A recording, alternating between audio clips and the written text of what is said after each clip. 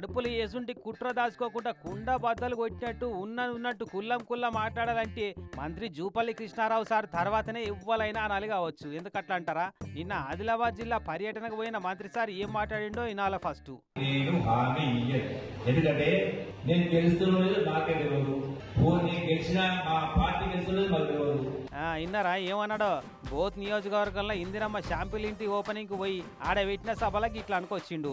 Both మండల కేంద్రాన్ని revenue division లెక్క ప్రకటించాలని సార్ను ఒక్క తీరుగా కోరిరట అక్కడి ప్రజలు.